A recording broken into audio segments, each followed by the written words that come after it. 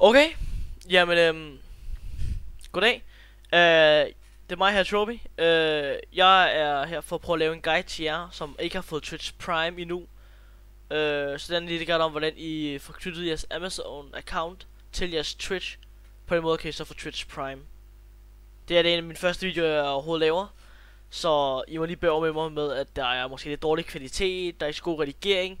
Men formålet af den her video, det er også bare, det skal ikke se lækkert ud. Det skal bare ligne at, eller ikke ligne, men det skal bare se ud som om, hvad der jeg gør, så I som kan gøre det samme, så I også kan få Twitch Prime. Så håber I kan bære med, at det ikke er bedste kvalitet, det er ikke bedste redigering, men det får at hjælpe jer. Så håber I kan nyde det.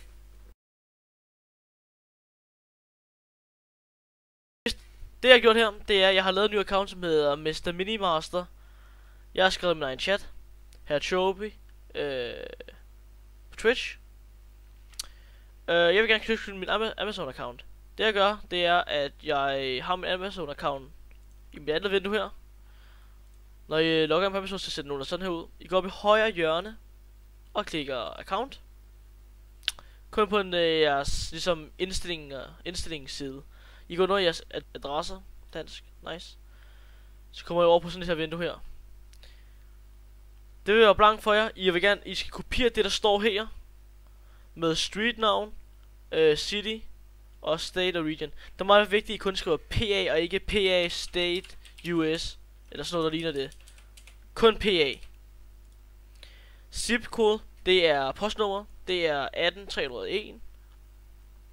Her skriver I jeres fulde navn, jeres rigtige navn, og her skriver I jeres eget nummer. Yes. Nu kan vi så se, at det er blevet addet her. Det næste step I gør, det er at I går op i højre hjørne og klikker account igen. I går tilbage, nu går I under det der hedder payment options. Først så adder I jeres kort nede i den her sektion her. Her. Så klikker I opdatere.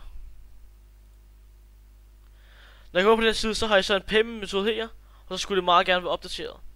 Så begynder der være et ekstra step, hvor I kan skrive continue eller noget i den stil herude. Når det er så opdateret, så går I under account igen. Gå under Prime, altså gå under Amazon Prime.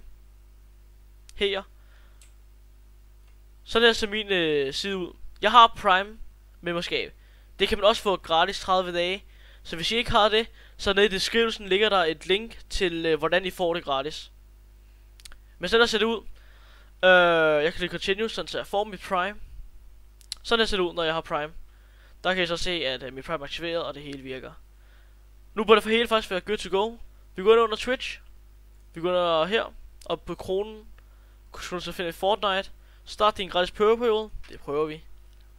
Vi går her.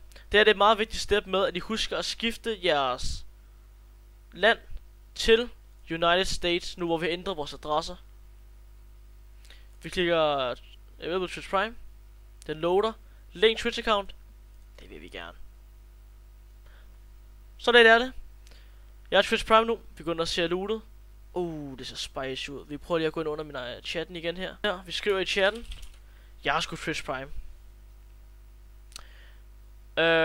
Når I får Twitch Prime, får I et gratis abonnentskab. Det kan jeg ikke nu.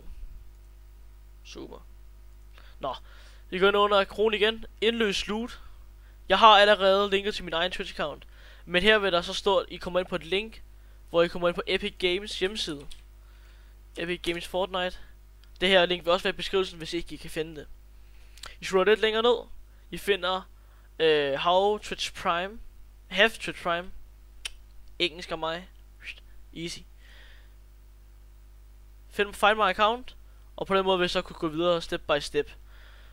Det vil guiden bare føre igennem om, hvordan det skal foregå.